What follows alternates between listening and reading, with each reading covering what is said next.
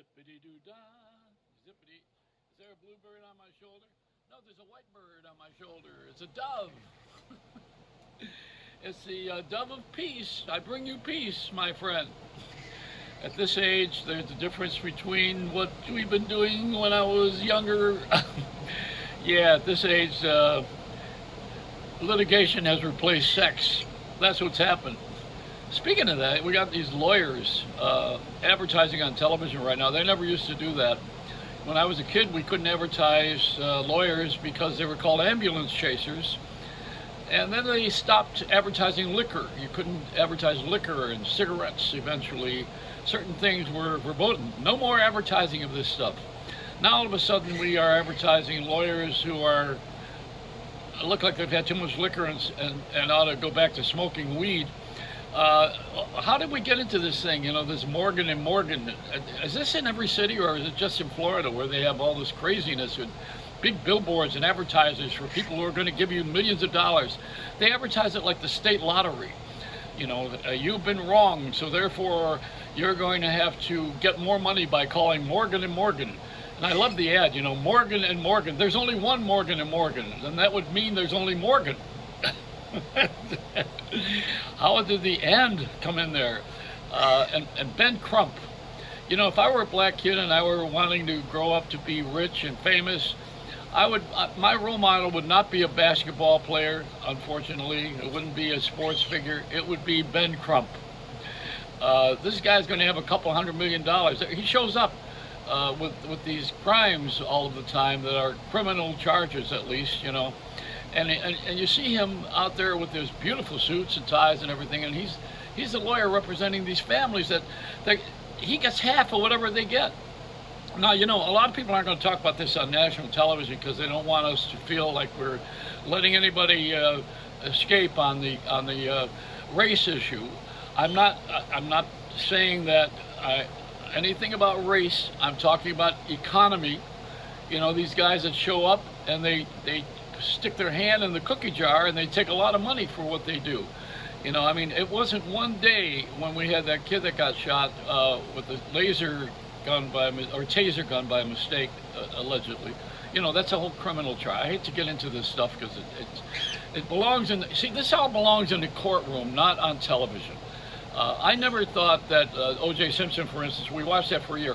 I never thought there was anything entertaining about homicide. Even David Letterman said that. I don't believe that there's anything entertaining about watching people getting hurt, getting killed, and all of these things. And plus, we're in a society of copycats. You know, people are influenced a great deal by television, and some people are just really ignorant. They don't know the word one. You know, like some people think Walmart is where you buy a wall. They just don't know. You don't know. And lawyers now have taken over the center stage with everything in life. You know, it seems like you can't go anywhere without making a mistake, and if you're going to make a mistake, someone's going to pay for it.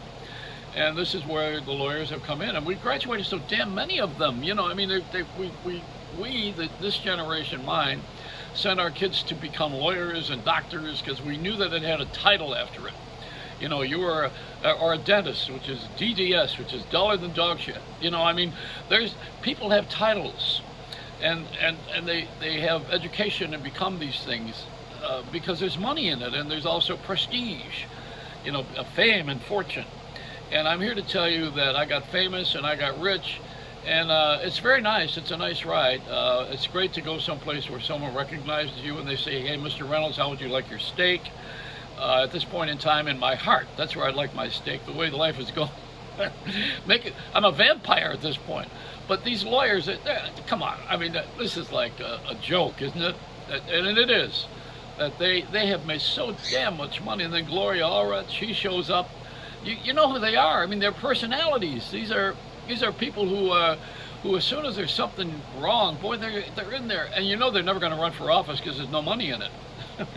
You're not going to take a job as for $100,000 a year in Congress or Senate when you can make millions of dollars just by going out on television and playing the media card, I call it. It's not even the race card, because the race card is a whole different deal. I don't think it's about color. I think it's about money. The color green, and I've heard that years ago, and I agree with it. I mean, you know, the reason why I got on board years ago, I'm friends with Casey Kasem, remember him?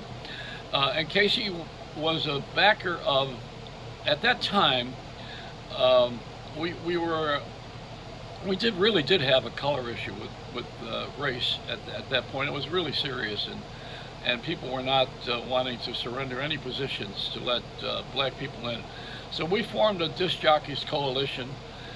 Casey and Wolfman Jack, who is white incidentally, Rick Dees, we all signed off on helping black people to get into broadcasting because we thought it was unfair.